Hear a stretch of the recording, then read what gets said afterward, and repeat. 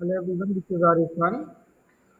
आज की राजनीति की इस व्याख्यान श्रृंखला में आपका स्वागत है। और आज की जो चर्चा का विषय है, इसमें हम बात कर रहे हैं शक्ति के विषय में। और शक्ति को हम अंतर्राष्ट्रीय राजनीति के संदर्भ में देख रहे हैं। और जब भी हम शक्ति के विषय में बात करते हैं, विशेष रूप से अंतर्राष्ट्रीय राजनीति में, तो हम बात करते हैं रिलेटिव पावर के बारे में, सापेक्षिक शक्ति के बारे में। मतलब क्या, कि हम तुलनात्मक अध्ययन करते हैं कि एक देश दूसरे देश की तुलना में कितना अधिक क्षमतावान है, कितनी ज़्यादा उसके पास कैपेबिलिटीज़ हैं, कितने ज़्यादा संसाधन हैं, इस संदर्भ में देखते हैं। मतलब कि अगर मान लीजिए कि ये तीन कंट्रीज़ हैं, ए, बी एंड सी, तो तीनों की क्षमताएं कैसी हैं, इसका इसको हम स्टडी करते हैं।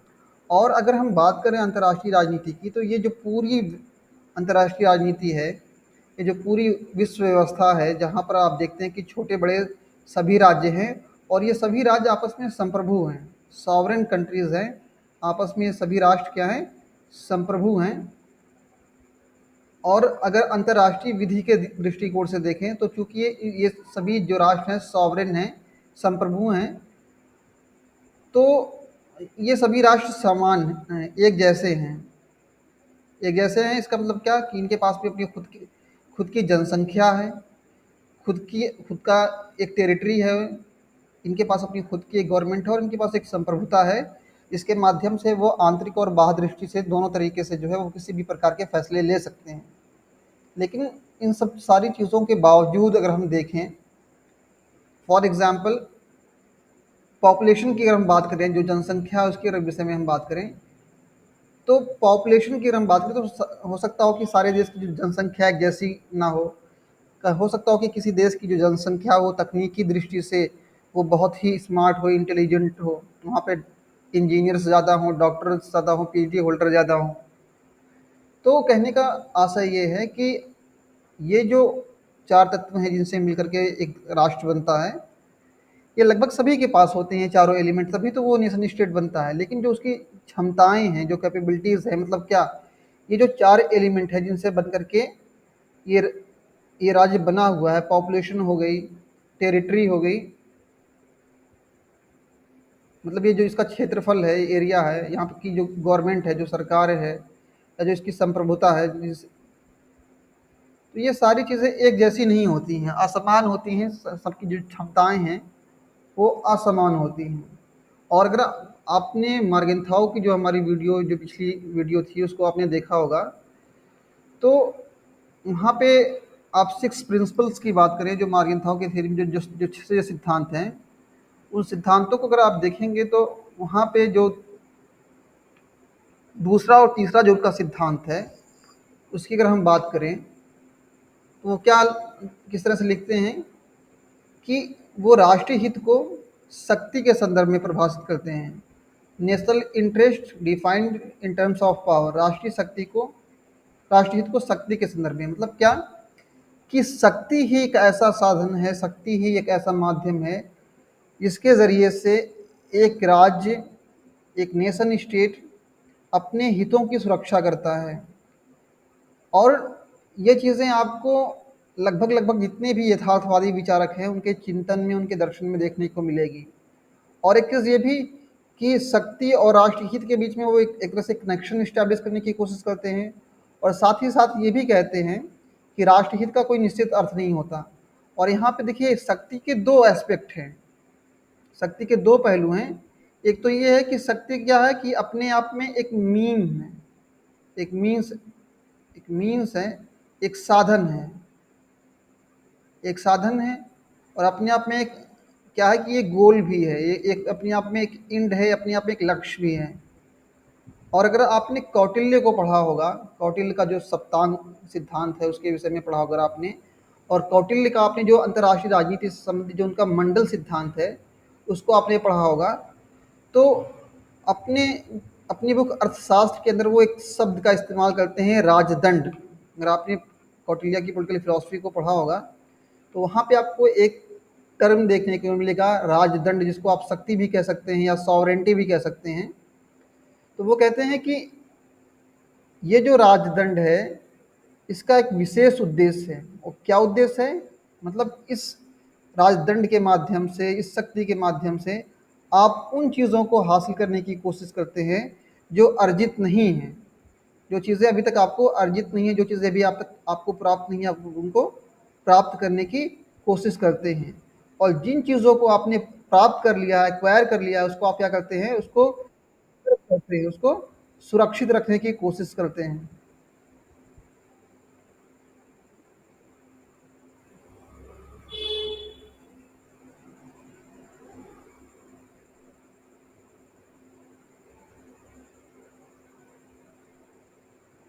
और फिर देखिए क्या रोल हो सकता है व्यक्ति का।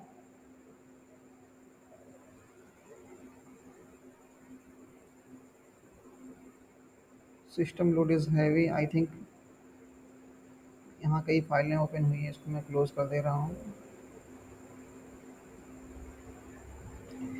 देखिए एक चीज़ मैं आपको बता दूँ कि कुछ चीज़ें ऐसी हैं जो आपस में जुड़ी हुई हैं। थियरी और थॉट के जो कॉन्सेप्ट्स हैं वो आपस में जुड़े हुए हैं, आप उनको अलग नहीं कर सकते हैं। जैसे कि फॉर एग्जांपल आप नेहरू को पढ़ेंगे।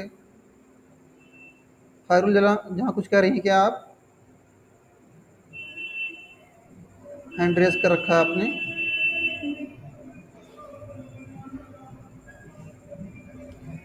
रजत रजत कंटेंट तो सब कुछ प्रॉपर विजिबल है। Okay, all right.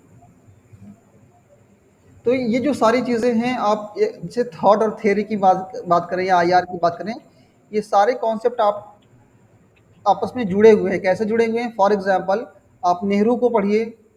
नेहरू को पढ़ते हैं तो आप नेहरू के जो विचार हैं, जब आप उनको पढ़ते हैं तो देखिए बहुत से ऐसे विचार हैं नेहरू के, जैसे गुट निरपेक्षता के संबंध में या पंचशील के संबंध में, तो वो अंतर्राष्ट्रीय राजनीति के अंदर आते हैं। या आप माओ की बात करें तो जो उनका फाइव फिंगर का जो कॉन्सेप्ट है वो भी इंटरनेशनल पॉलिटिक्स के अंदर आता है। और कौटिल्य को आप पढ़ें तो कौटिल्य का जो जो सिक्स फोल्ड पॉलिसी है या थ्योरी है, साठ गुड नीति, जहाँ पर एक राज्य दूसरे राज्य के साथ कैसे अपने संबंधों को स्थापित करता है, उसके विषय में है। तो ये सारे कॉन्सेप्ट आपस में एक दूसरे से जुड़े हुए हैं, और आप ये नहीं कह सकते कि ये पर्टिकुलर जो क्वेश्चन है वो इस मतलब इस यूनिट से है या थियरी से या थॉट से है। तो यहाँ पे बेसिकली हम बात करें शक्ति के विषय में। तो शक्ति राजदंड की अगर बात करें तो इसके माध्यम से क्या है कि एक राज्य क्या है कि उन चीज़ों को अर्जित करने की कोशिश करता है जो उसको जो अभी तक उसके पास में नहीं है। दूसरा ये कि वो जो चीज़ें उसके पास में है, जिसको वो एक्वायर कर चुका है, उसको वो सुरक्षित करता है। और तीसरा जो काम है, देखिए ये तो इसमें इंक्लूड नहीं है। जो जो तीसरा काम है क्या है कि वो उससे फिर वृद्धि करता है उन चीज़ों में, जो चीज़ें उसके पास में मौजूद हैं, जिसको जिसको वो एक्वायर कर चुका है, उसमें क्या करता है, वो उससे वृद्धि करता है शक्ति के माध्यम से। और फिर जो लास्ट जो फंक्शन है वो क्या है? डिस्ट्रीब्यूशन, मतलब जो संसाधन वो विकसित कर लेता है।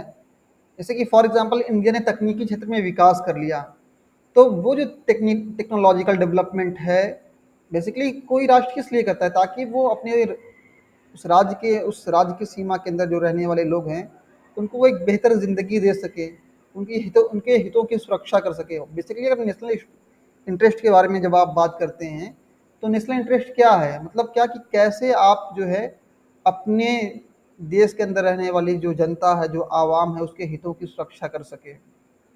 ऐसा क्या आपने कौटिल्य को अगर पढ़ा होगा तो वो कहते हैं कि प्रजा की भलाई में ही राजा की भलाई है। तो ये कुछ चीज़ें हैं शक्ति के संदर्भ में। मैंने कोशिश ये की कि आप थोड़ा जो है जो पाश्चात्य विचारक हैं उनको भी देखें, और शक्ति को लेकर के आचार्य विष्णुगुप्त कौटिल्य का क्या कहना है उसको भी आप देखें। तो हमने यहाँ पे समझा कि जब भी हम अंतर्राष्ट्रीय राजनीति के बारे में बात करते हैं तो शक्ति का मतलब सापेक्ष शक्ति, मतलब एक की तुलना में दूसरा कैसा है। शक्ति तो सभी के पास में है भाई, उनके पास सॉवरेंटी है, अपनी खुद की सरकारें हैं, वहाँ पे मिलिट्री फोर्सेस भी होंगी, उसकी एक देश की कुछ आर्थिक क्षमताएं भी होंगी, इकोनॉमिक इकोनॉमिक कैपेबिलिटीज़ होंगी। तो पावर तो है, लेकिन क्या है कि ये रिलेटिव है।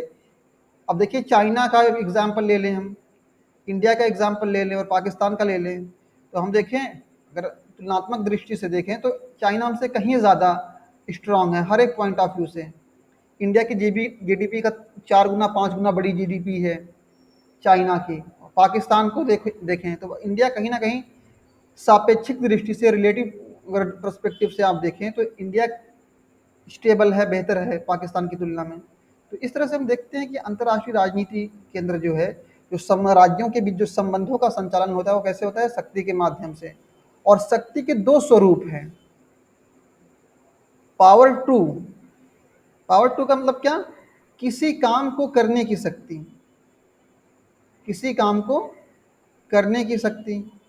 और पावर ओवर का मतलब होता है, जैसे पावर के दो डायमेंशन है। पावर टू का मतलब क्या कि किसी काम को करने की शक्ति, और पावर ओवर का मतलब क्या कि जब एक राज्य दूसरे राज्य के ऊपर अपने अपने प्रभुत्व को, अपने प्रभाव का जब प्रयोग करता है। सपोज कि ए कंट्री है, वो बी के ऊपर अपने प्रभुत्व को स्टैब्लिश करने की कोशिश करता है या उसके ऊपर प्रयोग करता है, तो उसको पावर ओवर कहते हैं।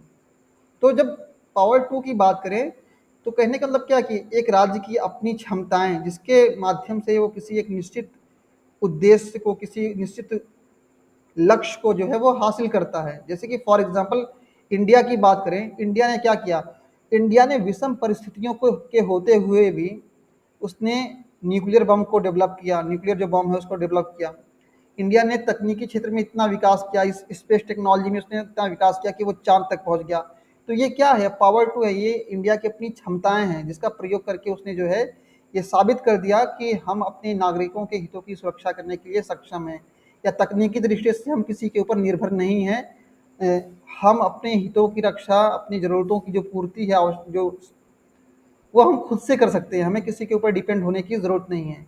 और पावर ओवर का मतलब क्या है कि जब एक राज्य दूसरे राज्य के ऊपर अपनी शक्ति का, प्रभुत्व का प्रयोग करता है। वो कैसे करता है, हो सकता है कि वो कैरेट का इस्तेमाल करें, मतलब क्या कि वो धन देकर के उसके अपने पर प्रभुत्व जमाए, या स्टिक का इस्तेमाल करे वो, मतलब क्या है कि वो शक्ति का प्रयोग करे, बल का प्रयोग करे, कोर्जन का, दबाव का प्रयोग करे उसके जरिए से। तो फॉर एग्जांपल जैसे कि आप अभी हाल फिलहाल में देखें, रशिया और यूक्रेन का वॉर चल रहा है। तो हम ये देख रहे हैं कि इस वॉर में क्या है कि रशिया जो है वो अपनी पॉलिटिकल विल को, अपनी राजनीतिक इच्छा को और क्षेत्रीय प्रभुत्व को अपने क्या है वो यूक्रेन के ऊपर थोपने की या इम्पोज करने की वो कोशिश कर रहा है।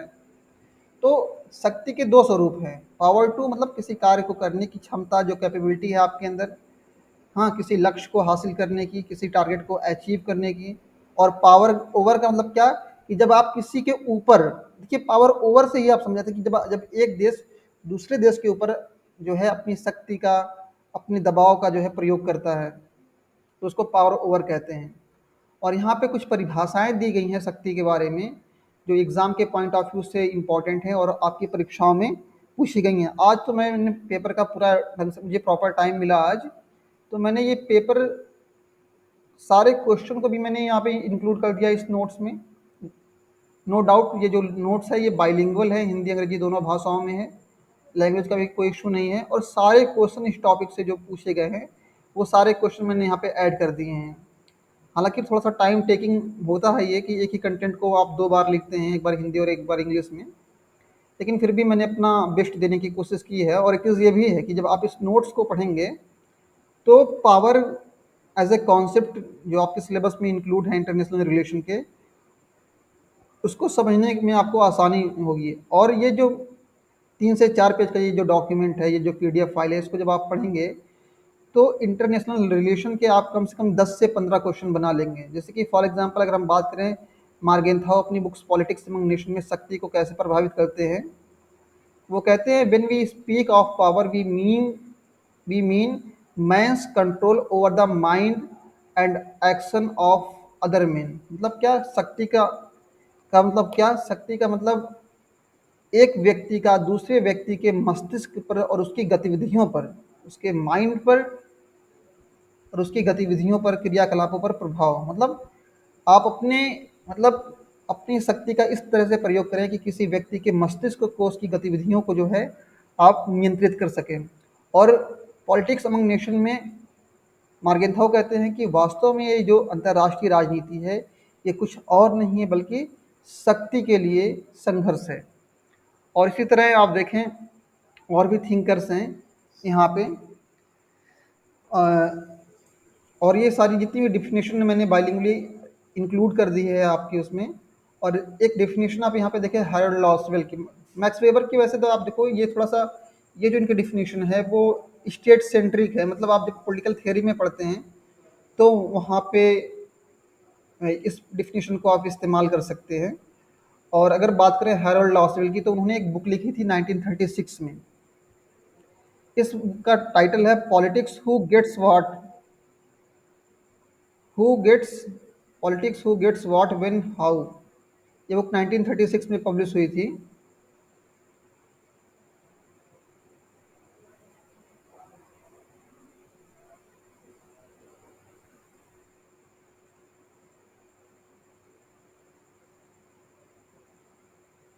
और इस बुक की अगर बात करें तो पावर को कैसे डिफाइन करते हैं?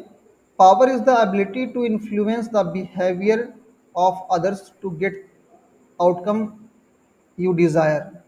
मतलब क्या है कि ये जो शक्ति है क्या, कि अपने आप एक ऐसी क्षमता है जिसके माध्यम से एक व्यक्ति दूसरे व्यक्ति के व्यवहारों को इन्फ्लुएंस करता है, प्रभावित करता है, जिससे क्या है कि वो मनोवांछित परिणाम को हासिल कर सके। मतलब टू गेट द आउटकम्स, ऐसे परिणामों को हासिल कर सके जैसा कि वो चाहता है, मतलब मनोवांछित अपनी इच्छा के अनुसार।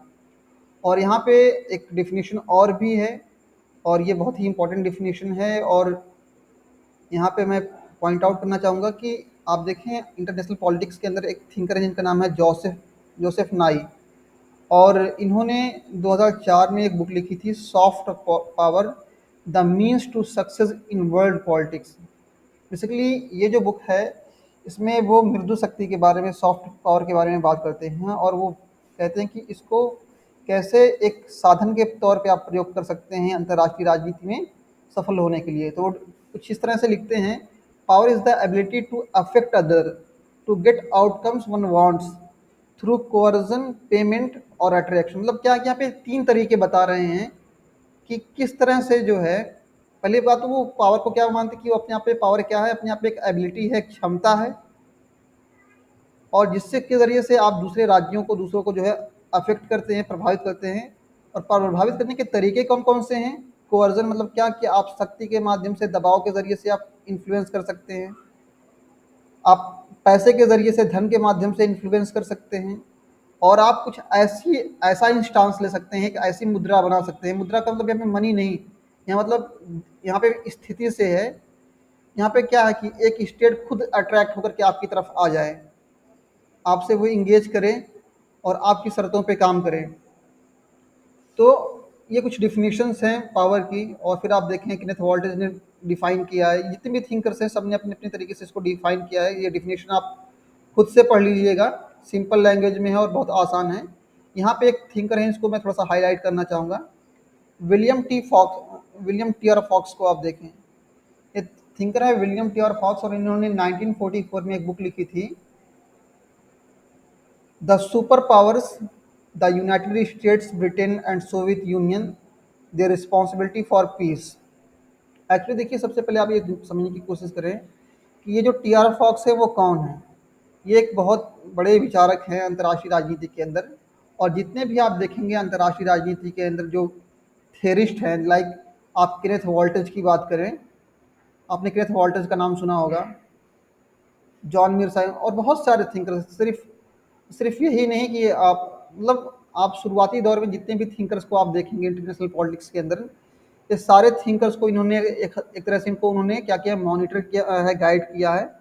और 1944 में, मतलब क्या कि सेकेंड वर्ल्ड वॉर के दौरान ही उन्होंने ये बुक लिखी है सुपर पावर। और इसी बुक के अंदर उन्होंने ये जो शब्द है सुपर पावर उसको क्वाइन किया, उसको गढ़ा है। मतलब क्या कि अंतर्राष्ट्रीय राजनीति के संदर्भ में ये जो शब्द है सुपर पावर, उसको सबसे पहले उन्होंने इस्तेमाल किया है। और अगर बात करें इनके इन्फ्लुएंस की, एक मिनट, अब देखिए सारे थिंकर्स का आप देख रहे हैं, पूरी एक लिस्ट है जो इनके स्टूडेंट रहे हैं। जैसे कि किनेथ वॉल्डेज की बात करें आप, हाँ, स्नाइडर की बात करें, सेलिंग की बात करें, मार्टिन कैप्लॉन को आप देखें। मार्टिन कैप्लॉन ने सिस्टम थ्योरी दी है ना आईआर के अंदर, आपने मार्टिन कैप्लॉन को देखें, किनेथ वॉल्टेज को देखें, लूसियन पाई को आप देख सकते हैं यहाँ पर, और फिर सैमुअल पी हटिंगटन को। तो कहने का मतलब क्या है कि ये बहुत ही इन्फ्लुएंशियल थिंकर हैं। और इन्होंने ये जो बुक लिखी है 1944 में, सुपर पावर, इसी बुक के अंदर उन्होंने जो टर्म है, ये जो शब्द है सुपर पावर, इसको गढ़ा है, इसका सबसे पहले प्रयोग किया है। ओके।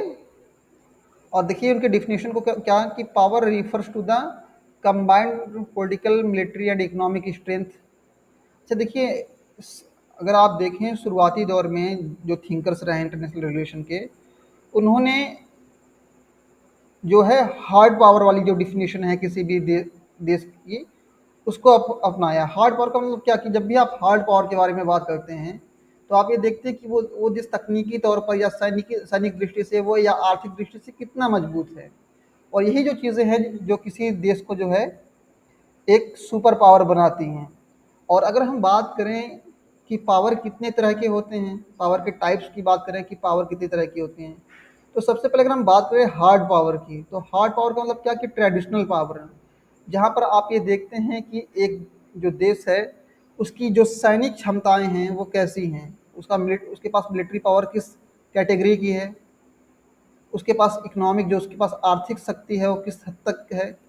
और यही उसकी मिलिट्री पावर, इकोनॉमिक पावर जो है वो तय करती है कि इस राज्य के अंदर, किसी पर्टिकुलर स्टेट के अंदर सुपर पावर बनने की क्षमताएं हैं या नहीं है। और बेसिकली हार्ड पावर जो है उसको कमांड पावर भी कहते हैं। और जिसके ज़रिए से क्या है कि एक राज्य दूसरे राज्य के को जो है इन्फ्लुएंस करता है। और इसमें देखिए दो पॉलिसीज़ हैं, क्या, कैरेट एंड स्टिक।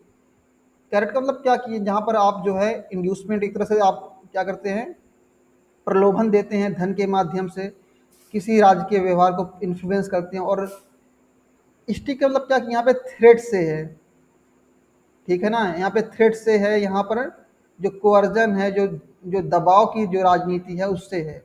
मतलब क्या कि एक राज्य जो है धमकी के ज़रिए से या दबाव के ज़रिए से दूसरे राज्य के बिहेवियर को जो है प्रभावित करता है। तो बेसिकली ये जो हार्ड पावर का कॉन्सेप्ट है, ये अपने आप में क्या है कि ये दबाव की राजनीति में या प्रभुत्व में जो है यकीन रखता है। और दूसरी तरफ एक पावर की एक और कैटेगरी है जिसका नाम है सॉफ्ट पावर। एक्चुअली ये जो शब्द है सॉफ्ट पावर, इसको जोसेफ नाई ने क्वाइन किया है। इसका सबसे पहले अंतर्राष्ट्रीय राजनीति के संदर्भ में जोसेफ नाई ने प्रयोग किया है। और वो कहते हैं कि जो सॉफ्ट पावर है वो अपने आप में क्या है कि एक अदृश्य शक्ति है, इनविजिबल पावर है। और ये ऐसी शक्ति है कि जिसके माध्यम से एक राज्य, एक नेशन स्टेट क्या है, दूसरे नेशन स्टेट को अपनी तरफ अट्रैक्ट करता है। जैसे कि फॉर एग्जांपल, सपोज कि श्रीलंका को अपने यहाँ पे एक पोर्ट विकसित करना है, ठीक है ना, एक बंदरगाह विकसित करना है, तो उसके पास दो विकल्प हैं। साउथ मतलब एशियन रीजन में बात करें कि एक तरफ उसके पास में विकल्प के तौर पे इंडिया भी है जो उसका नियरेस्ट पड़ोसी है, और एक तरफ चाइना है।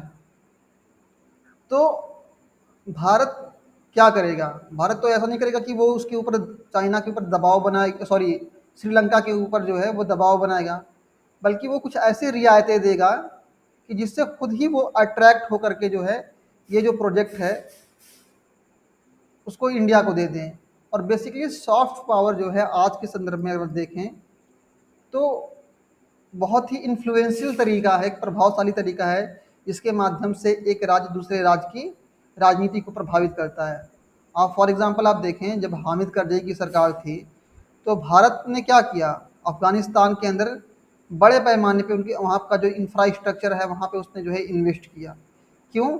ताकि जो है अपने संबंधों को वो विकसित बेहतर बना सकें, दो देशों के बीच में जो जो आर्थिक गतिविधियां हैं वो बेहतर हो सकें। और वैश्विक राजनीति के अंदर जो भारत की एक दावेदारी है, जैसे आप देखें जो south east Asia, sorry south, sorry क्या मैं,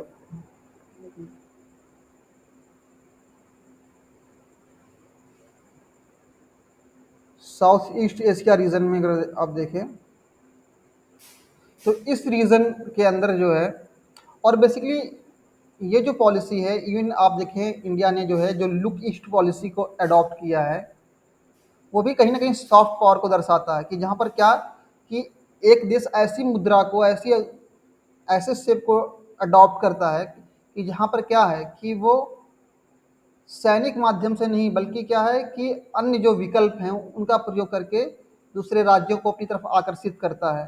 तो एक तो तरीका ये हो गया कि आप शक्ति का प्रयोग करें, हिंसा का प्रयोग करें, दबाव का प्रयोग करें, और दूसरा ये है कि क्या आप ऐसे वैकल्पिक रास्ते, एवेन्यूज़ प्रोवाइड करें, जिससे क्या है कि खुद ही एक राष्ट्र जो है आपकी तरफ अट्रैक्ट हो, और जो है फिर वो अपने संबंधों का संचालन आपके साथ बेहतर तरीके से करे। और इसके अलावा एक और कॉन्सेप्ट है स्मार्ट पावर का, और स्मार्ट पावर की बात करें तो इस कॉन्सेप्ट को भी जो है इंट्रोड्यूस किया था जोसेफ नाइन ने, लेकिन इस कॉन्सेप्ट को पॉपुलर बनाने का काम किया था हिलेरी क्लिंटन ने, जो अमेरिका की विदेश मंत्री थी। इन्होंने इस कॉन्सेप्ट को जो है इंट्रोड्यूस किया था। एक्चुअली जो क्या ये जो स्मार्ट पावर की हम बात करें तो यहाँ पे दोनों चीज़ें शामिल हैं। यहाँ पे दोनों का कम्बिनेशन है। स्मार्ट पावर क्या है कि दोनों का कम्बिनेशन है। यहाँ पे हार्ड पावर भी है, जहाँ पे मिलिट्री कैपेबिलिटीज़ भी हैं, सैनिक क्षमताएं भी हैं, आर्थिक क्षमताएं भी हैं, और दूसरी तरफ क्या है कि आप इकोनॉमिक असिस्टेंस प्रोवाइड कर रहे हैं, आर्थिक सहायता भी प्रदान कर रहे हैं वहाँ पे, वहाँ की इंफ्रास्ट्रक्चर में, एजुकेशन सेक्टर में, हेल्थ सेक्टर में। देखिए फॉर एग्जांपल आप देखें, इंडिया की अगर बात करें तो सार्क जो कंट्रीज़ हैं, सार्क कंट्रीज़ में आप देखें, जो इंडिया की अगर बात करें तो इन सार्क जो मेंबर कंट्रीज़ है सार्क की, तो इन सभी देशों के अंदर आप देखें इंडिया तकनीकी क्षेत्र, टेक्निकल पॉइंट ऑफ व्यू से इन कंट्रीज़ में काम कर रहा है, हेल्थ के सेक्टर में काम कर रहा है, एजुकेशन के सेक्टर में काम कर रहा है, जो है कम्युनिकेशन के सेक्टर में काम कर रहा है, इंफ्रास्ट्रक्चर के सेक्टर में काम कर रहा है। तो एक तरह से क्या है कि आप जब बड़े पैमाने पे हैवी इन्वेस्टमेंट करते हैं तो एक पॉजिटिव एस्पेक्ट जाता है, जिसकी फॉर एग्जांपल आपने देखा होगा कि जब भी खासतौर पे जो हमारे पड़ोसी देश है, जैसे कि श्रीलंका की बात करें, बांग्लादेश की बात करें, जब भी कभी इनको कोई परेशानी आती है, या जैसे कि सपोज अभी कुछ साल पहले जो है अर्थक्वेक आया था वहाँ पे, जो है नेपाल के अंदर, या फिर सुनामी जैसी चीज़ें आई थी श्रीलंका के अंदर, तो आपने देखा कि भारत ने बड़े पैमाने पे आर्थिक सहायता दी। तो ये जो आर्थिक सहायता क्या है कि ये अपने आप में एक सॉफ्ट पावर का एक को इस्तेमाल करने का एक तरीका है, जिससे आप जो है अपने नेबरिंग कंट्रीज़ को, या जिनसे आप अपने संबंध विकसित करना चाहते हैं, उनको आप अट्रैक्ट करने की कोशिश करते हैं। और स्मार्ट पावर में क्या है कि आप दोनों का इस्तेमाल करते हैं, आप रियायतें भी देते हैं किसी देश को, आप फैसिलिटीज़ भी देते हैं, एट द सेम टाइम आप अगला ये भी जानता है कि अगर हमने जो टर्म एंड कंडीशन यहाँ पे तय की गई हैं, इसका उल्लंघन होता है, वायलेशन होता है, तो उस केस में फिर क्या है कि यहाँ पे मिलिट्री भी मौजूद है, इकोनॉमिक सैंक्शन भी लगाए जा सकते हैं, आर्थिक प्रतिबंध भी लगाए जा सकते हैं। और विशेष तौर पे आप देखिए इस तरह के जो जो जो चीज़ें हैं वो अमेरिका प्रयोग करता है। जब भी किसी देश के साथ उसके संबंध खराब होते हैं तो सबसे पहले क्या करता है कि वो आर्थिक पाबंदी लगाता है, वो कोशिश करता है कि आपको इकोनॉमिक पॉइंट ऑफ व्यू से जो है वो वीक बनाए। और फिर लास्ट जो रिजॉर्ट है, जो अंतिम उपाय है, वो क्या है कि वो अपनी सैनिक क्षमताओं का प्रयोग करता है, और किसी भी देश को जो है वो किसी भी देश के ऊपर वो अपने वर्चस्व को, अपने प्रभुत्व को, अपने डोमिनेंस को जो है वो इस्टेब्लिश करने की कोशिश करता है। और इन सब के अलावा एक और कॉन्सेप्ट है जिसको हम बोलते हैं फास्ट पावर। आपने क्या पढ़ा? हार्ड पावर पढ़ा, आपने सॉफ्ट पावर पढ़ा, आपने स्मार्ट पावर पढ़ा, और ये जो चौथा कॉन्सेप्ट है ये है फास्ट पावर। देखिए फास्ट पावर का मतलब क्या, आपके पास भले ही सैनिक क्षमताएं हों, आपके पास आर्थिक संसाधन हों, लेकिन अगर आप एक निश्चित समय के अंदर, एक सीमित समय के अंदर अगर आप कदम नहीं उठाते हैं तो फिर क्या है कि आप फेल हो जाएंगे। तो देखिए इंटरनेशनल पॉलिटिक्स के अंदर अगर आप देखें, जो टाइमिंग है, जो टाइम स्पैन है, वो बहुत मायने रखता है। मतलब क्या कि आपको एक निश्चित समय के अंदर, मतलब जो एक गिवन टाइम है उसी के अंदर आपको फैसले लेने हैं, आपको बहुत टाइम नहीं मिलेगा। खासतौर पे आप देखें जहाँ पर राज्यों के संबंधों का जो संचालन है वो शक्ति के माध्यम से हो रहा हो, और साथ ही साथ क्या कि वहाँ पे कई स्टेक होल्डर्स हों, कई प्लेयर्स हों, तो उस केस में फिर क्या है कि आपको क्या करना पड़ेगा, अगर आप चाहते हैं कि आप अपने नेशनल इंटरेस्ट को सिक्योर कर सकें, अपने राष्ट्र हित को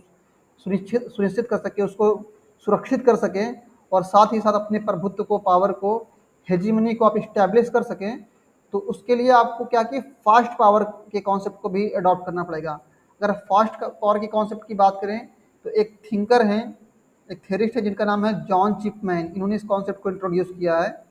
वो लिखते हैं it is not sufficient to possess hard power and soft power, the determinant of success in our times is speed. मतलब क्या कि आपको तेजी से फैसले लेने हैं। किसी भी कोई भी अगर घटना हो रही है, सपोज कि इंडियन ओशन में क्या है, इंडियन ओशन में आप एक टैंकर आ रहा है, एक शिप आ रही है जिसमें जो एक कार्गो आ रहा है, यहाँ पे आपकी आपके कुछ सामान हैं और यहाँ इसमें सिटीजन्स भी हैं आपके, और यहाँ पे सपोज कि कोई कोई पायरेट्स हैं वो अटैक कर रहे हैं, तो आपको उस कंडीशन में आपको क्या करना है कि आपको इंस्टेंट एक्शन लेना पड़ेगा। ये नहीं कि आप उसके लिए सोचेंगे विचारेंगे। या सपोज कि आपका कोई कंट्री, नेबरिंग कंट्री है, वो प्रॉब्लम में है, अगर वो आपसे सहायता मांग रहा है किसी तरह की, तो आपको इंस्टेंट एक्शन लेना पड़ेगा।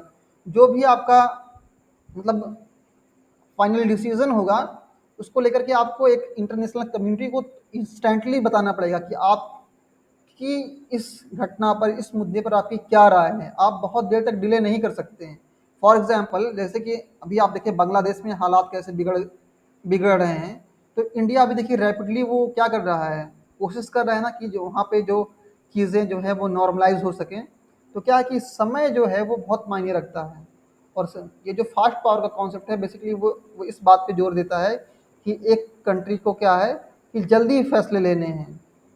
जैसे कि फॉर एग्जांपल आप देखिए जॉन चिपमैन कहते हैं, our ability to take faster action में reduce the cost of protecting our national interest. जैसे कि सपोज कि अगर आप सही समय पर, निश्चित समय के अंदर अगर आप सही फैसले नहीं लेंगे, तो फिर चीज़ें, हालात और बिगड़ेंगे। और फिर उस दृष्टि में क्या है कि आपको अपने हितों की सुरक्षा करने में और भी ज़्यादा एफर्ट डालने पड़ेंगे आपको, और भी हर तरीके से अपने आप को मेंटली, फिजिकली, इमोशनली हर तरह से आपको इन्वेस्टमेंट करना पड़ेगा। तो विद इन टाइम आपको जो है, वैसे ये चीज़ तो आपके एग्ज़ाम पे भी लागू होती है। जैसे कि अभी अगर आपने विद इन टाइम, अगर आपने इस टाइम को जो यूटिलाइज़ किया, अभी तो बहुत से लोग हैं कि वो इंतज़ार कर रहे हैं कि रिजल्ट आएगा फिर हम आगे बढ़ेंगे। लेकिन नहीं, जो इस टाइम को, ये जो टाइम है, इसको जो ठीक तरीके से यूटिलाइज करेगा, एक सही फैसला लेगा, एक स्ट्रैटेजी बनाएगा कि हमें कितने दिन में क्या चीज़ें कवर करनी है, तभी जो है वो चीज़ों को कवर कर सकता है। एक जो उसका एक एम है, जो लक्ष्य है, उसको हासिल कर सकता है। और यहाँ से कई क्वेश्चन पूछे गए हैं आपके एग्जामिनेशन में। मैं पेपर का एनालिसिस कर रहा था आज, और स्पेशली मैंने मार्गेंथाउ की बुक को भी थोड़ा सा स्टडी किया, वहाँ से कई क्वेश्चन पूछा गया था। जैसे कि आप देखें यहाँ पे एक क्वेश्चन पूछा जा रहा है, who gets what when and how. तो ये जो बुक है हैरोल्ड लॉसवेल की, यहाँ से क्वेश्चन आया है, पूछा गया है। और यहाँ पे आप देखें, ये क्वेश्चन देखिए, ये क्वेश्चन कई बार रिपीट हुआ है। जैसे कि ये क्वेश्चन दिसंबर 2015 का है, इसको आप देखें, यहाँ पे पूछा जा रहा है, who is given to credit to coin the term soft power. मतलब यहाँ पे पूछा जा रहा है कि ये जो शब्द है सॉफ्ट पावर, इस सॉफ्ट पावर शब्द को किसने गढ़ा था, सबसे पहले इसको किसने इस्तेमाल किया था। जोसेफ नाइल ने इस्तेमाल किया था। आपसे एक क्वेश्चन ये भी पूछा जा सकता है कि इस ये जो टर्म है, इसको जोसेफ नाइल ने किस बुक के अंदर इंट्रोड्यूस किया था, सबसे पहले इस शब्द का इस्तेमाल उन्होंने अपनी किस पुस्तक के अंदर किया था। तो दो किताबें हैं, आपको ये ऑप्शन भी देखना है कि आपके पेपर में ऑप्शन क्या है, उसी के अकॉर्डिंग आपको टिक करना है। तो अगर बात करें जोसेफ नाइक की बात करें, तो दो किताबें उन्होंने लिखी हैं,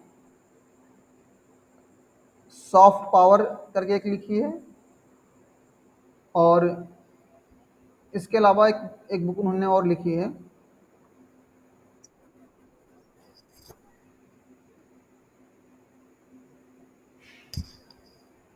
the future of soft power. या देखो कई किताबें हैं, लेकिन देखो एक बात ये भी है कि हमें ये देखना होता है कि इनिशियली ये आइडिया कहाँ इमर्ज हुआ। जैसे कि एग्जाम में ये भी तो कई बार इस तरह के क्वेश्चन पूछे जाते हैं कि इस पर्टिकुलर कॉन्सेप्ट को, इस पर्टिकुलर डिफिनेशन को जो है पहली बार कब इस्तेमाल किया गया था। जैसे कि फॉर एग्जांपल मैं आपको अक्सर बताता हूँ कि 1955 के अराउंड से ही हम देखते हैं कि जॉन रॉल्स काम करते हैं न्याय के सिद्धांत पे, जस्टिस एज फेयरनेस। लेकिन उनकी जो बुक है, एक बुक के फॉर्म में, एक कंप्लीट थियोरी के फॉर्म में देख, जो जस्टिस एज फेयरनेस का जो कॉन्सेप्ट है, उसको वो कब इंट्रोड्यूस करते हैं, 1971 में। तो ये जो पीरियड है 1955 से लेकर के ये जो गैप है 1971 का, तो इस बीच में क्या है कि एक थिंकर के जो विचार हैं, जो आइडियाज़ हैं, वो इवॉल्व होते हैं, विकसित होते हैं। तो ये सभी चीज़ें थोड़ा-सा देखने की ज़रूरत है, इसको थोड़ा-सा आप लोग ध्यान दीजिएगा। और मैंने वही किताबें यहाँ पे मेंशन की हुई हैं जिसमें उस पर्टिकुलर कॉन्सेप्ट को डिस्कस किया गया है, तो इसको आप पढ़िएगा। और मैंने तो आज थोड़ा-सा टाइम निकाल कर के इसको यहाँ पे मेंशन भी कर दिया है।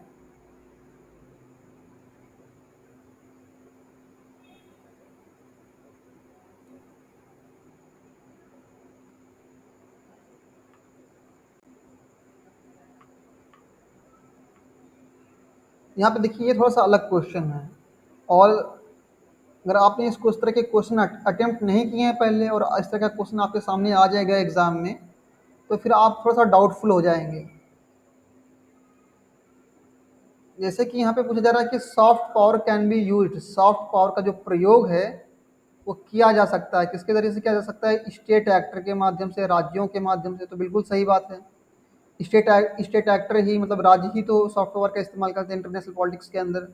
नॉन स्टेट एक्टर भी इस्तेमाल कर सकते हैं, जैसे कि आप हम बात करें आईएमएफ की बात करें, ठीक है ना? अगर हम बात करें आईएमएफ की बात करें या वर्ल्ड बैंक की बात करें, तो ये क्या कर रहे हैं? ये भी तो सॉफ्ट पावर का इस्तेमाल कर रहे हैं। किसी भी देश के ऊपर ये दबाव नहीं डाल रहे हैं, चाहे वो कोई एशिया की कंट्री हो, अफ्रीका की हो, लैटिन अमेरिका की, किसी के ऊपर कोई दबाव तो नहीं डाल रहे हैं। वो सीधा सा उनका ये कहना है, आपको लोन चाहिए, आप आइए, हम आपको लोन देंगे, लेकिन ये है कि हमारी कुछ शर्तें हैं। आपको अपनी इकोनॉमी में ये परिवर्तन लाने पड़ेंगे, जो आपका पॉलिटिकल सेटअप है, जो आपकी पॉलिटिकल सेटिंग है, जो अपनी आपकी जो राजनीतिक व्यवस्था है, उसमें आपको किस प्रकार के संशोधन को करने की ज़रूरत है। और देखिए तीसरा यहाँ पे आप देखें, soft power is the second face of soft power is the second face of power. शक्ति का क्या है कि दूसरा रूप है। देखिए शक्ति का एक रूप तो ये हो सकता है कि आप जो है बल प्रयोग करें, अपनी सैद्धांतिक क्षमताओं का प्रयोग करें, अपनी आर्थिक क्षमताओं का, कैरेट और स्टिक का प्रयोग करें। लेकिन यहाँ पे देखिए ये जो आखिरी जो स्टेटमेंट है, soft power is a form of idealism, ये आदर्शवाद का एक स्वरूप है। तो आदर्शवाद का स्वरूप नहीं है। आदर्शवाद में क्या होता है? आदर्शवाद में बेसिकली आप इथिक्स की बात करते हैं, आप नैतिक मूल्यों का के बारे में बात करते हैं, मॉरल वैल्यूज़ के बारे में बात करते हैं, सही और गलत के बारे में बात करते हैं। लेकिन सॉफ्ट पावर में ऐसा नहीं है। सॉफ्ट पावर में भी क्या किया, आप अपने नेशनल इंटरेस्ट का ध्यान रखते हैं और आप एक ऐसा ऑप्शन देते हैं सामने वाली कंट्री को कि खुद अट्रैक्ट होकर के आ जाए। फॉर एग्जांपल, दो दुकानें हैं, ठीक है ना? दो दुकानें हैं, सपोज कि दो दुकानें हैं, और एक कस्टमर को, सपोज कि उसको एक पेन खरीदनी है, और वही पेन कोई आपको 7 रुपये में दे रहा है, वही पेन आपको कोई 10 रुपये में दे रहा है। तो आप क्या, जाहिर सी बात है, जिसके जहाँ आपको सस्ती मिल रही है, जहाँ आपको एक अच्छा ऑफर मिल रहा है, आप जाहिर सी बात है वहाँ जाएंगे, उसको प्रीफर करेंगे। तो एक तरह से ये जो सॉफ्ट पावर का जो कॉन्सेप्ट है, ये क्या है कि ये भी अपने आप में एक स्ट्रैटेजी है कि कैसे आप शक्ति का प्रयोग ना करके, बल्कि उसके अलावा जो अल्टरनेटिव्स हैं, जो वैकल्पिक रास्ते हैं, उनका आप प्रयोग करके एक स्टेट को आप अपनी तरफ अट्रैक्ट करते हैं, उसके साथ इंगेज करते हैं, और उसकी पॉलिटिक्स को, उसके एक्शन को, उसके बिहेवियर को आप इन्फ्लुएंस करते हैं।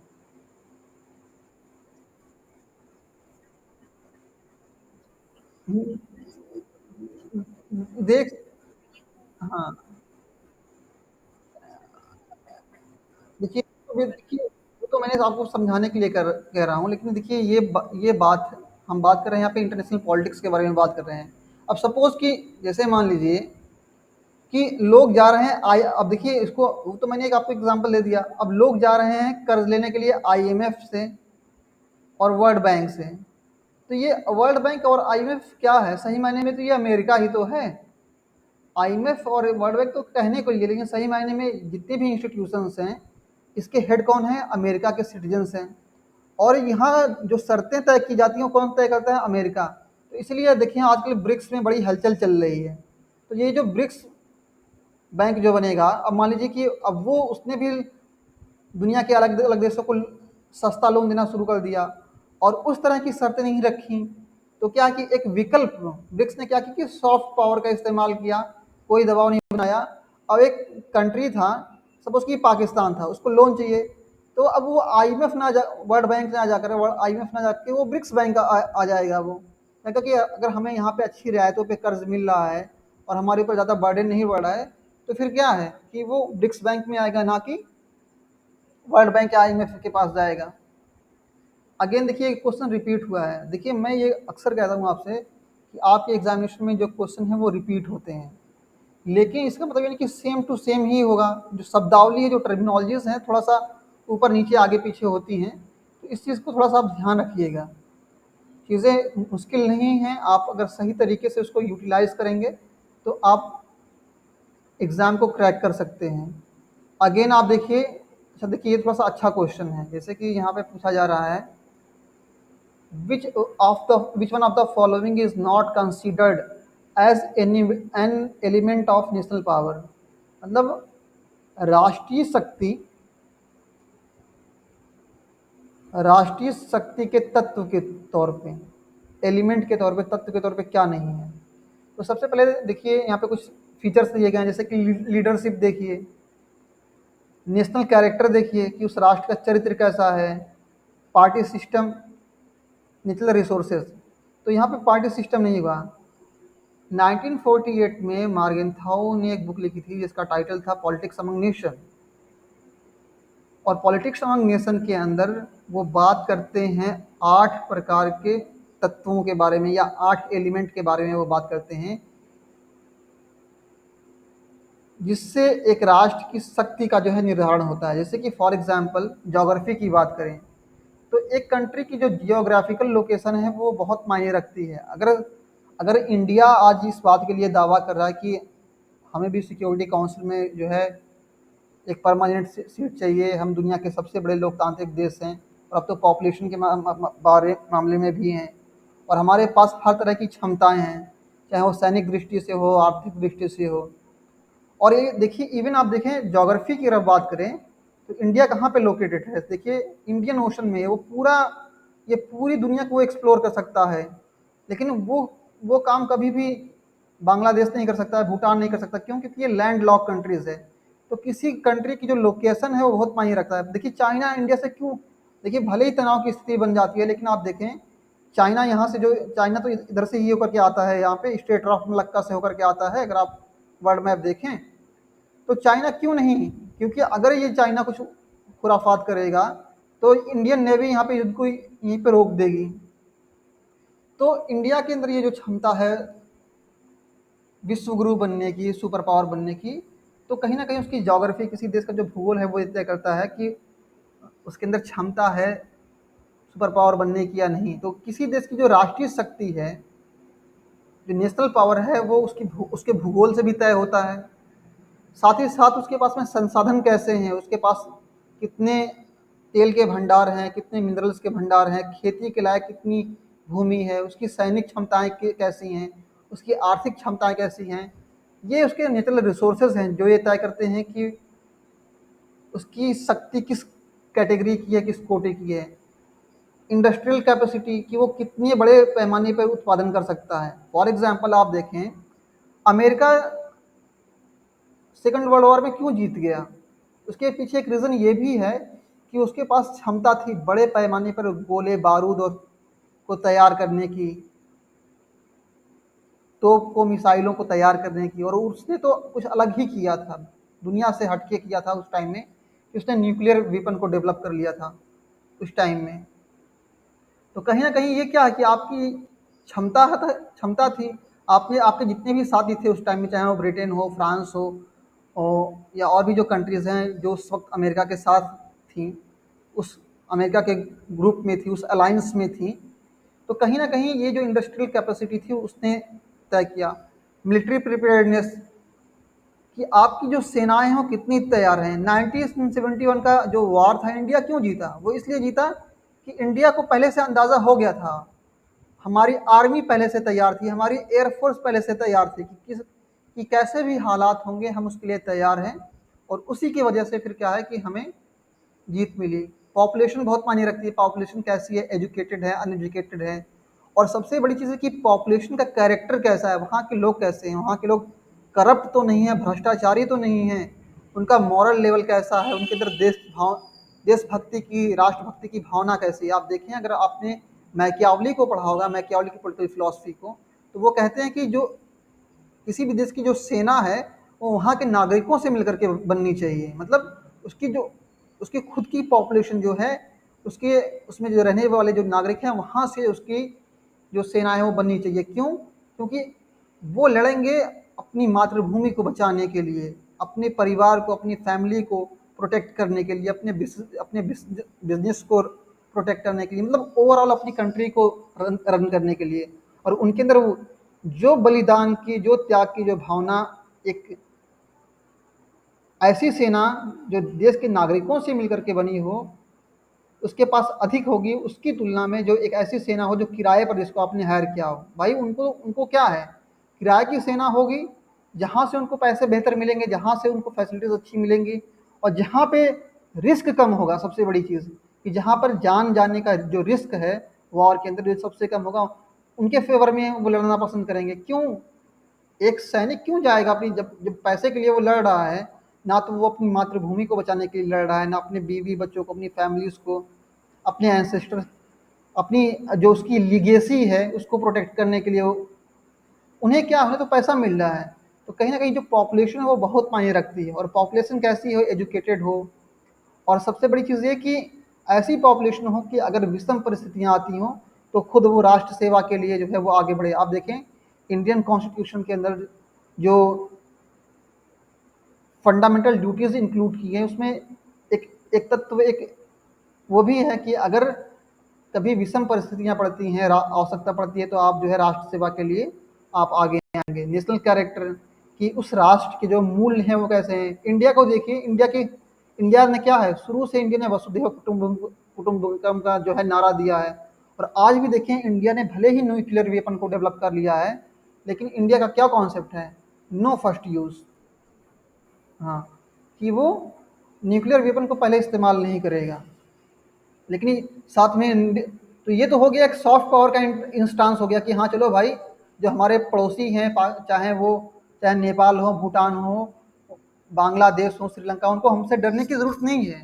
क्यों? क्योंकि हमने कहा कि हम न्यूक्लियर वेपन का इस्तेमाल तो नहीं करेंगे, और ख़ास तौर पे उन देशों के खिलाफ तो बिल्कुल नहीं करेंगे जिनके पास न्यूक्लियर वेपन नहीं है। लेकिन ये तो एक पॉजिटिव एस्पेक्ट हो गया। लेकिन भारत ने ये भी कहा अपनी न्यूक्लियर डॉक्ट्रिन के अंतर्गत कि अगर किसी ने हमारे ऊपर बायोलॉजिकल वेपन से अटैक किया या केमिकल वेपन से अटैक किया, तो उस केस में फिर हम ये नहीं देखेंगे, उस केस में फिर हम न्यूक्लियर वेपन का इस्तेमाल करेंगे। तो ये क्या है, यही तो सॉफ्ट पावर और स्मार्ट हार्ड पावर का कॉम्बिनेशन है जिसको हम स्मार्ट पावर कहते हैं। और नेशनल मोराल मतलब क्या? आप देखिए कि जो राष्ट्र, एक राष्ट्र है, उसका चरित्र कैसा है, उसका जो मनोबल कैसा है, वहाँ की लीडरशिप कैसी है। जब विषम परिस्थितियाँ आती हैं तो क्या देश के सारे लोग एकजुट हो जाते हैं कि नहीं जुट हो जाते हैं। आप देखें, इंडियन कॉन्स्टिट्यूशन को इसी तरह से फ्रेम किया गया है कि मतलब नॉर्मल डेज में वो अलग तरीके से ऑपरेट कर रहा है, इमरजेंसी में अलग तरीके से ऑपरेट कर रहा है। और आप देखें नेशनल पॉलिटिक्स के अंदर देखें, जब भी लीडर ऑफ अपोजिशन को देखें और जो रूलिंग पार्टी है, दोनों के बीच में कॉन्फ्लिक्ट होते हैं, कंट्राडिक्शन रहता है, वो अलग बात है। लेकिन जब भी कभी राष्ट्रीय सुरक्षा की बात आती है, जब भी डोकलाम में विवाद की बात आती है, तो विपक्ष भी जो है सरकार के साथ खड़ा रहते हैं कि नहीं, आप हमारी सीमाओं की सुरक्षा करिए, हमारे हमारी जो सीमाएं हैं उसको आप सुरक्षित करिए, और साथ ही साथ इस बात को सुनिश्चित करिए कि आगे से इस तरह की गतिविधियां ना हो। तो नेशनल मॉरल भी कहीं ना कहीं बहुत हद तक तय करता है। और सबसे बड़ी चीज़ ये कि वॉर के बाद की जो सिचुएशन है उसको कैसे हैंडल करना है, या वॉर के पहले की, जिससे वॉर हो गया तब तो दो देशों की सेनाएं आपस में लड़ेंगी। लेकिन वॉर के जो पहले की जो कंडीशन है या वॉर के बाद की जो कंडीशन है उसको हम कैसे मैनेज करते हैं, डिप्लोमेसी के जरिए से, कूटनीति के जरिए से। तो कूटनीति बहुत हद तक तय करती है कि आप जो है लड़ाई में आगे बढ़ेंगे या नहीं। अब अगर आपने डिप्लोमेटिक चैनल का इस्तेमाल करके उस कॉन्फ्लिक्ट को, उस विवाद की स्थिति का समाधान ढूंढ लिया, तो इसमें लीडरशिप हो गई। आपके डिप्लोमेट्स कैसे हैं, जो राजदूत हैं, एम्बेसडर हैं, या जो फॉरेन सेक्रेटरी है, या जो विदेश मंत्री है, उनका अप्रोच कैसा है प्रॉब्लम्स को डील करने का, उनको कितना अनुभव है, जो है डिफ़िकल्ट सिचुएशन में काम करने का। अब देखिए बहुत से लोग ऐसे होते हैं, उनकी क्षमताएँ ऐसी होती हैं कि नॉर्मली वो बस बिल्कुल ऐसे पड़े हुए हैं, लेटे बैठे हुए हैं, मतलब कुछ रिस्पॉन्ड नहीं कर रहे हैं। लेकिन जब विषम परिस्थितियाँ होती हैं, तो वो अद्भुत प्रदर्शन प्रदर्शन करते हैं। मतलब एक्सेप्शनल तरीके से वो रिस्पॉन्ड करते हैं। जैसे कि हमारे जैसे जो नेशनल सिक्योरिटी एडवाइज़र हैं, अजीत डोभाल की बात करें, या फिर आप देखें अ, अभी हमारे जो क्या बोलते हैं विदेश मंत्री हैं, उनकी अगर बात करें, उनका भी एक अच्छा एक रियलिस्टिक अप्रोच है इंटरनेशनल पॉलिटिक्स को लेकर के। आप जब भी कभी उनकी स्पीचेस सुने जयशंकर की, या बिपिन रावत हैं हमारे वहाँ पे, तो कहीं न कहीं ये सब सारी जो चीज़ें हैं, एक राष्ट्र के कैरेक्टर को जो है डिफाइन करती हैं। और इससे आप क्वेश्चन देखिए,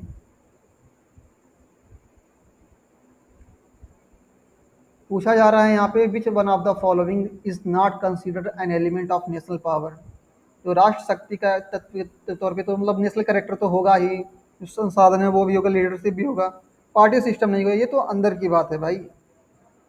और यहाँ देखें, विच of the following is not A form of national power. तो मिलिट्री पावर ये भी नेशनल पावर का एक ग्रुप है, इकोनॉमिक पावर ये भी नेशनल पावर का एक ग्रुप है, साइकोलॉजिकल पावर मतलब वही कि आप विषम परिस्थितियों में कैसे काम करते हैं, मनोवैज्ञानिक, ये भी अपने आप में। और ये देखिए सोशल पावर। तो सोशल पावर क्या है, ये तो सोशल पावर एक अलग चीज़ हो गई, ये इससे राष्ट्रीय शक्ति का निर्धारण नहीं होता है। फिर यहाँ पे आप देखें, अगेन एक क्वेश्चन पूछा गया है कि विच of the following is not a technique. अब देखिए शब्द शब्द को बदल दिया है यहाँ पे, अभी तक एलिमेंट का इस्तेमाल हो रहा था, अब टेक्निक का इस्तेमाल कर रहा है एग्जामिनर। तो क्वेश्चन रिपीट होते हैं, बस क्या है कि जो शब्दों को थोड़ा सा तोड़ मरोड़ के आगे पीछे करके घुमा करके एग्जामिनर पूछता है। Which of the following is not a technique to exercise national power. राष्ट्र शक्ति को प्रयोग करने का, एक्सरसाइज करने की टेक्निक कौन सी नहीं है। तो क्या डिप्लोमेसी, बिल्कुल डिप्लोमेसी के जरिए से हम अपनी राष्ट्रीय शक्ति का प्रयोग करते हैं। इकोनॉमिक स्टेट क्राफ्ट वो भी बिल्कुल सही है। यूज ऑफ मिलिट्री फोर्स ये भी बिल्कुल सही है। अब देखिए, टू ज्वाइन वर्ल्ड ऑर्गेनाइजेशन, जो वैश्विक संस्था है उनको ज्वाइन करना। अरे भाई आप देखो, सोमालिया है, जिबूती है, ये सब भी तो देश यूएनओ में जाते हैं। तो किसी अंतर्राष्ट्रीय संगठन को ज्वाइन करना वो आपकी राष्ट्रीय शक्ति का निर्धारण नहीं है, उससे नहीं निर्धारण होता है कि आपने किसी ग्रुप को ज्वाइन कर लिया, खासतौर पे कोई वर्ल्ड ऑर्गेनाइजेशन है, जैसे कि आप यूएनओ को ले लें, या फिर और कोई ऑर्गेनाइजेशन, जैसे कि आप जो है आसियान को ले लें, सार्क को ले लें।